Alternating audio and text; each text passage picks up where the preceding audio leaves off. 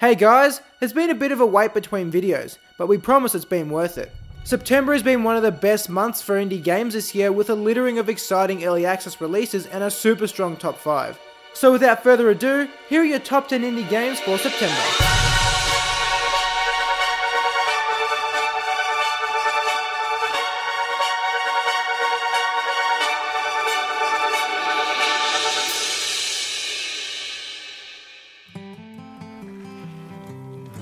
At 10th spot is Flame in the Flood, flowing into early access.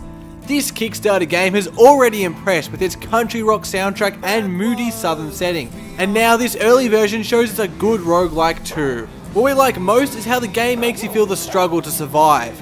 Keep your eyes on this grand old flame. Rivals of Ether isn't holding back any punches. It's Super Smash Bros in pixel form.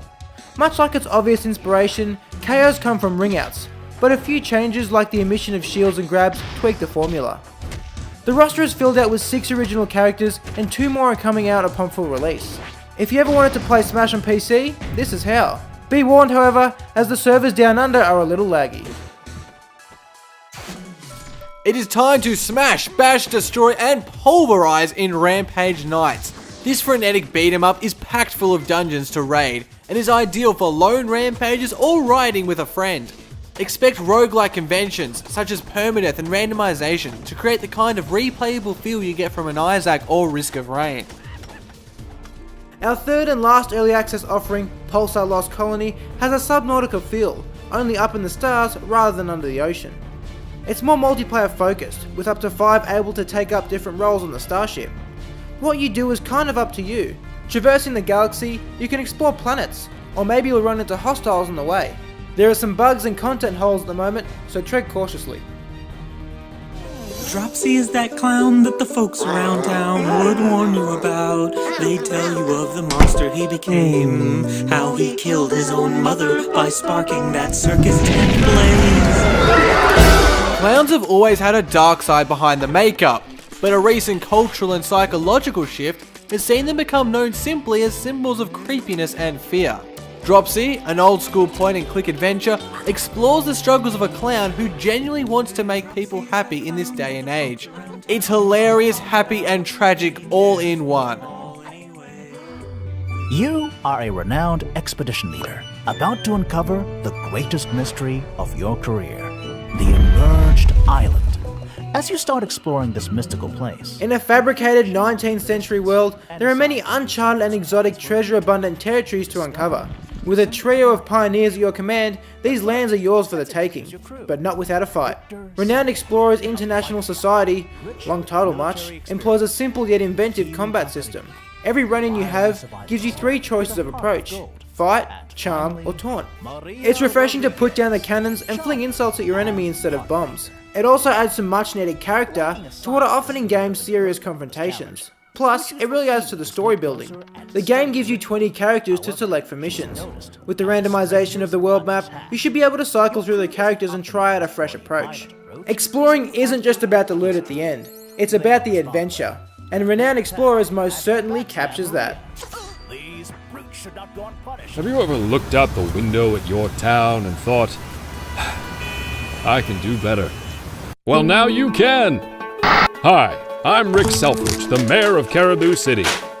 Concrete Jungle is classified as a city builder, but if you go in expecting a SimCity-like experience, you'll be disappointed.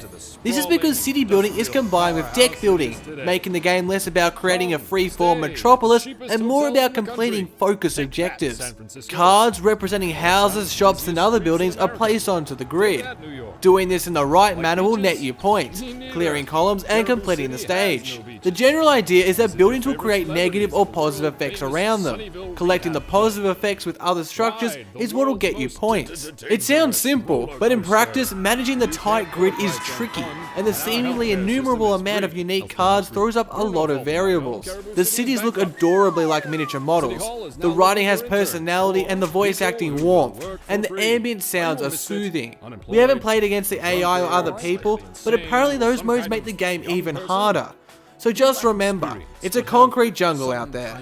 Vague passion to make things right. Alright, let me just get this out of the way. You are Simon Jarrett, correct? Right. From the makers of Amnesia: The Dark Descent comes Soma, another atmospheric horror title. Set underneath the seas of a science fiction Atlantic Ocean, the game doesn't just terrify with jump scares and gore, but also at a psychological level. It questions the player's identity, asking them what it means to be human, kind of like the best Star Trek and Doctor Who episodes do. There's also an accompanying live mini-series with episodes being released daily until October 5th. It's definitely worth a watch as, unlike the Payday miniseries, is well made. All up, it's hard to find fault with Soma. It's properly scary and polished, and has received much deserved critical acclaim.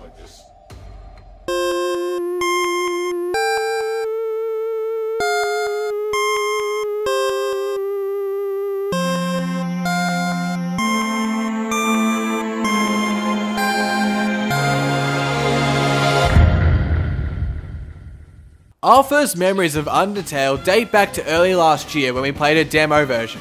We got stuck and after a 15-minute struggle gave up on it. 18 months later, and we finally have an idea what this game is about. It's a postmodernist RPG that really loves to play with conventions, and usually in the most hilarious ways. The game runs through a series of puzzle rooms. They are not particularly difficult, and mostly exist so as to host the encounters. They are what make up the meat of the game. In these confrontations, you can stay and fight, but you also always have the option to just walk away. This creates two opposing playstyle choices in pacifism and aggression.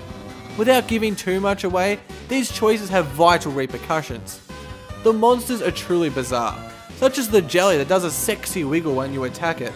The text is filled with in-jokes and references, and consistently breaks the fourth wall. I think it's hard to explain the brilliance of Undertale without showing it, but I'll guarantee that if you're familiar with RPG conventions, it'll leave you in stitches.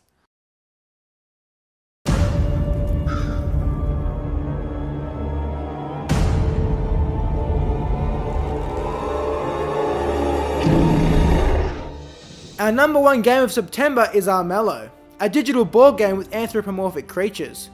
Next week we'll have a look at how by combining traditional and digital board game elements, Armello was able to brilliantly innovate.